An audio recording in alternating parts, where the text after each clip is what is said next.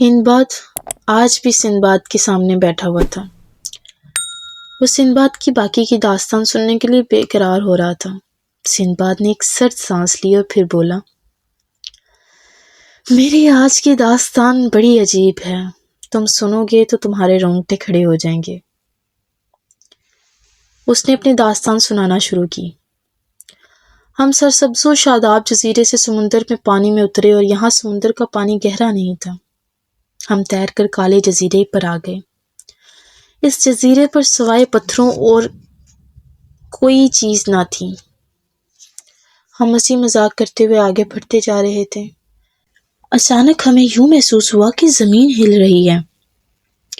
ہم گھبرا گئے کہ یا اللہ، یہ کیا ماجرا ہے؟ زمین کیوں ہل رہی ہے؟ جب ہم نے نیچے دیکھا تو ہمارے تو رونگٹے کھڑے ہو گئے۔ یہ بہت بڑی ویل مچھلی تھی جس کا سر پانی کے اندر تھا اور جسے ہم کالا جزیرہ سمجھ رہے تھے، در حقیقت وہ ایک بہت بڑی ویل مچھلی تھی۔ ویل مچھلی بڑی تیزی سے سمندر کے اندر جانے لگی۔ ہم سب پانی میں گر گئے اور وہاں پر غوطے کھانے لگے۔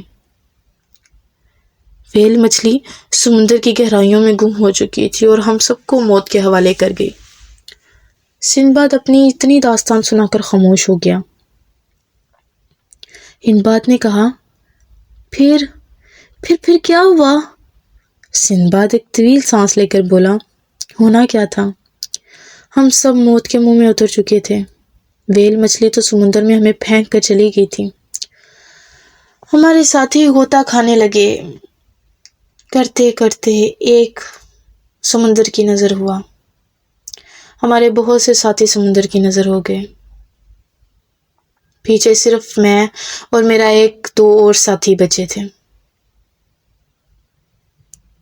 ایک ساتھی پھر سمندر میں ڈوب گیا اور گم ہو گیا سمندر کی تاریکیوں میں۔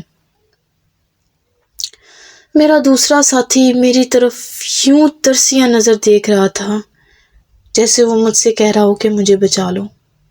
میں کیا کرتا؟ مجھے تو خود موت کے لالے پڑے ہوئے تھے۔ میں نے اسے کہا کہ تم میری کمر کس کر پکڑ لو۔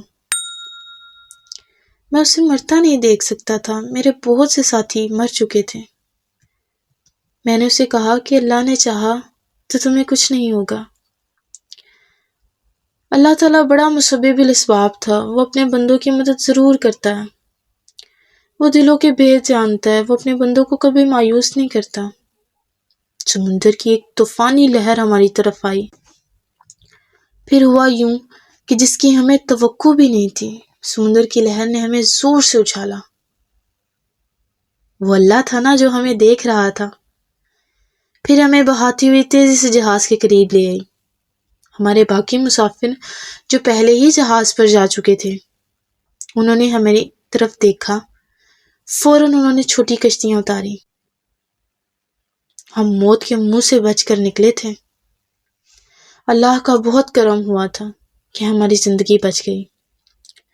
جب میرے حواس کچھ بحال ہوئے، میں نے دیکھا کہ میری کمر سے بندھا ہوا وہ ہیرا میرے پاس نہیں آیا تھا۔ کوئی نہیں، میں نے خدا کا شکر ادا کیا، ہیرا نہ صحیح مگر میری زندگی تو بچی۔ سندباد اپنی داستان سنا کر خاموش ہو گیا۔ ہندباد حیرت کا بت بنا سندباد کی طرف دیکھ رہا تھا۔ واقعی سندباد نے اپنی زندگی میں بڑی مشکلیں اٹھائی ہیں۔ سندباد نے کہا، اب اپنے آخری سفر کا حال میں آپ کو کل سناؤں گا۔ یہ سفر بھی بڑا خطرناک تھا۔ اب آپ گھر جائیں، کل آئیے گا۔ یہ کہہ کر سندباد نے ہندباد کو پھر اشرفیوں کی تحدید دی۔ سندباد اپنے محل کی بالکنی میں بیٹھا اسے جاتے ہوئے دیکھنے لگا۔